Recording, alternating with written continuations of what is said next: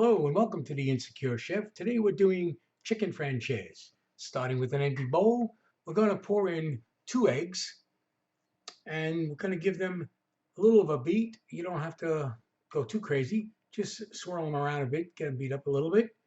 And to that, we're going to be adding a parsley. Now the parsley fresh would be the optimum, but if it's not available, the bottled parsley will do just fine. You can see there's a considerable amount of parsley, as the recipe calls for. That adds a very distinct flavor to this dish.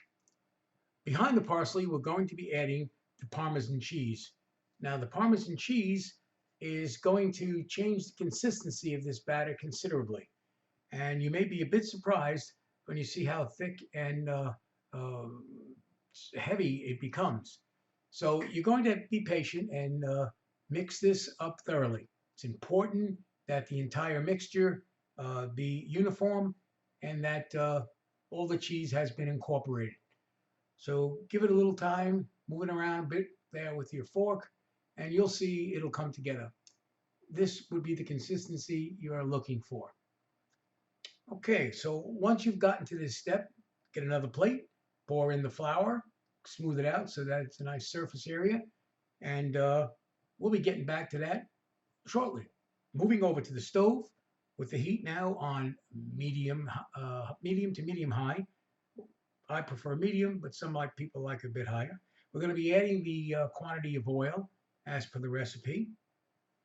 And right in that oil, we're going to be adding half the quantity of the butter, just half. Common mistake is to add all of it. You're going to need the other half at the end of this process. So again, I'm working on medium heat. And now we're going to take the cutlets back from where we were, and we're going to dredge it now in flour.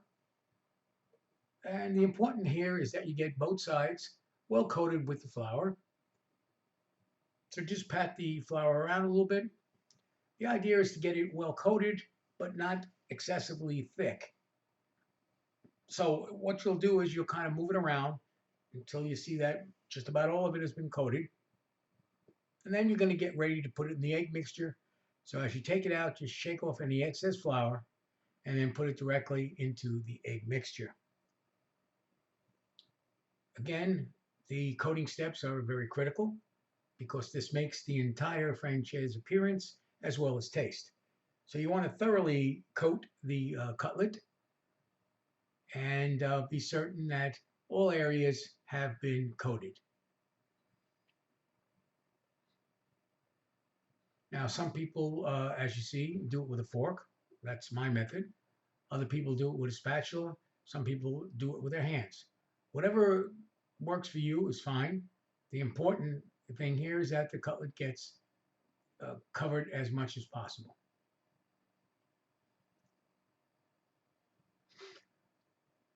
And that looks about where I want it to be. Take that and put it on a new plate. You don't want to put it on the plate where the raw chicken was before.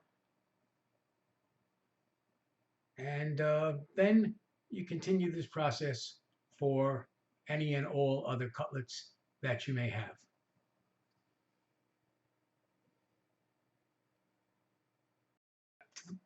We're now going back to the pan, and butter and the oil are hot. We're going to take our cutlets and place them gently into the pan. Here we want the overall temperature to be in the mid to middle high, but the key is not to burn the butter. So I tend to work at medium and be patient.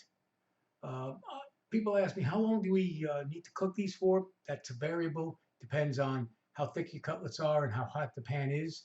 For these, I did these about 5 minutes per side. As you can see, we're getting a nice brown coloration on the side. We flipped, and we're going to go again to get that same color. And I highly recommend you use an internal thermometer to make sure that the chicken temperature is at least 165 degrees Fahrenheit. Once they are at the proper temperature and complete, move them into a new dish. And at this point now, we'll complete the recipe by finishing the sauce. working in the same pan, we're going to add the wine as the starting ingredient. Now be careful, wine can catch fire, so be wary of that. It should burn off fairly quickly, however. Once the wine is burned off, you now begin to add the broth.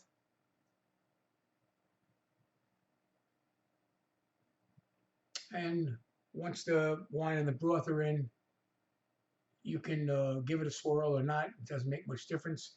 But you're now going to add the juice of half a lemon.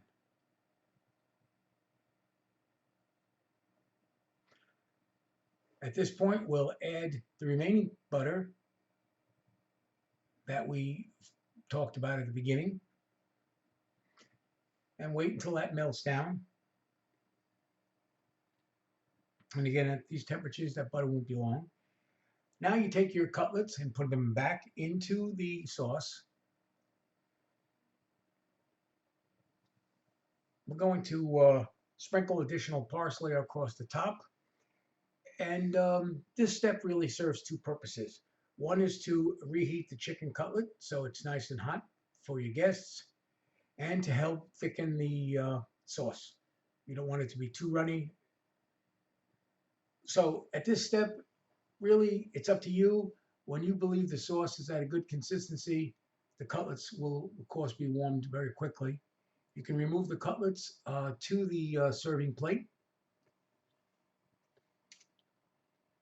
And once in the serving plate, you can ladle the sauce across the top.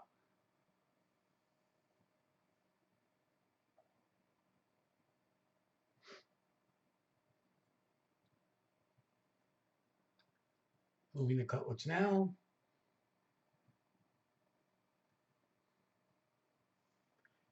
And then whatever mechanism you want, I use a nylon ladle because most of my equipment is all non-stick.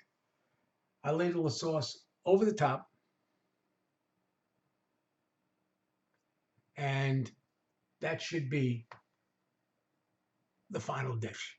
I hope you enjoyed it. Please subscribe. Thank you very much.